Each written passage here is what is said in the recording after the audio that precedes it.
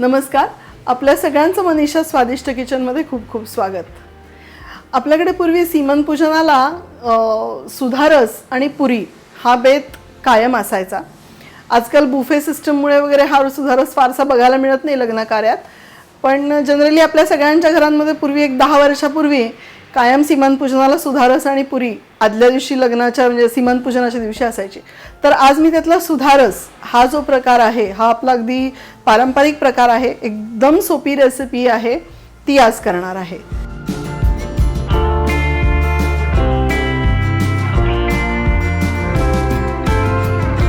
मी ही 2 वाटी साखर घेतली आहे, मोजून 2 वाटी साखर घेतली आणि ज्या वाटीनं मी ह्या 2 वाटी साखर घेतली त्याच वाटीनं मी ह्याच्यामध्ये 1 वाटी पाणी घेतलंय. साधारणपणे 1 लिंबाचा हा रस घेतलाय. चॉप ड्रायफ्रुट्स आहेत कट करून घेतलेले, थोडंसं केशर आणि हे मी वेलदोडे जे आहेत त्याचे साला सकट घेतलेले आहेत आणि ह्याच्यामध्ये वेलदोड्याच्या बिया सुद्धा आहेत. तर वेलदोड्याच्या बिया छान दिसतात, पण वेलदोड्याचं जे साल असतं वरचं त्याचा सुद्धा स्वाद खूप छान येतो आणि वास पण खूप छान येतो. तर मी ह्या दोन्हीचा मी वापर करणार आहे. तर आता कृती बघूया.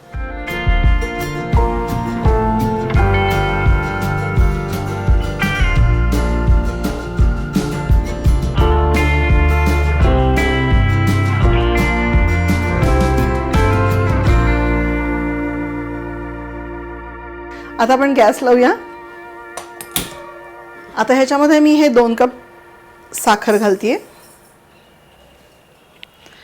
आणि 2 कप साखरेला हे 1 कप पाणी घालतीये. आता हा पाक पूर्ण उकळून द्यायचा आहे.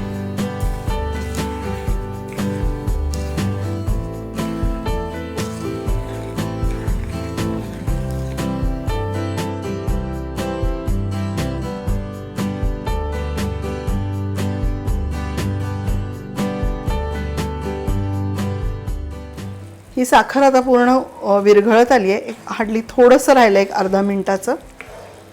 ते पूर्ण विरघळली की गॅस बंद करायचा. ही आता साखर पूर्ण विरघळली ह्याच्यामध्ये. मी आता गॅस बंद करणार आहे. कधीही गॅस चालू असताना वरतून काही असं लिंबू एस्पेशली नाही घालायचं, कारण मग त्याला कडसर चव येते.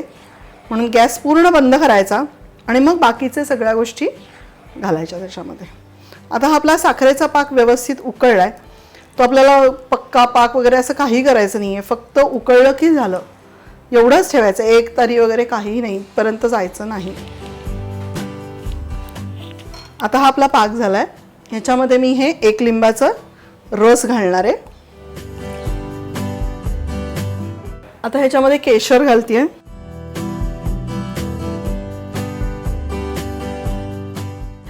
वेलदोडा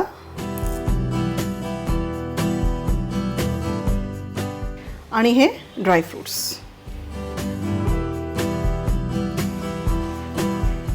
हा आपला सुधारस आता झालाय.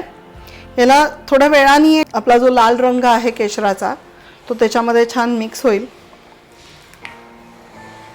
आणि आता हे सर्व करायला रेडी आहे.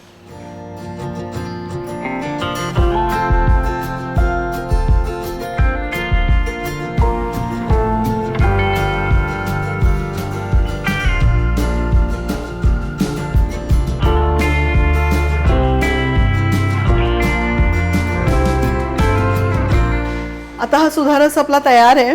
त्याला पिवळसर रंग आलाय केशराचा. तुम्हाला हवा तर तुम्ही केशरी रंग पण त्याच्यामध्ये घालू शकता. आपल्याला तेवढा पिवळसर रंग आला तेवढा भास असतो किंवा तुम्ही ते केशर नाही जरी घातलं तरी चवीमध्ये काही फरक पडत नाही. तर हा तयार आहे, नक्की करून बघा. खूप सोपी रेसिपी आहे आणि तुम्ही जर का माझ्या चॅनलवरती नवीन असाल तर नक्की सबस्क्राईब करा आणि भेटूया अशाच एका नवीन रेसिपीसाठी. धन्यवाद.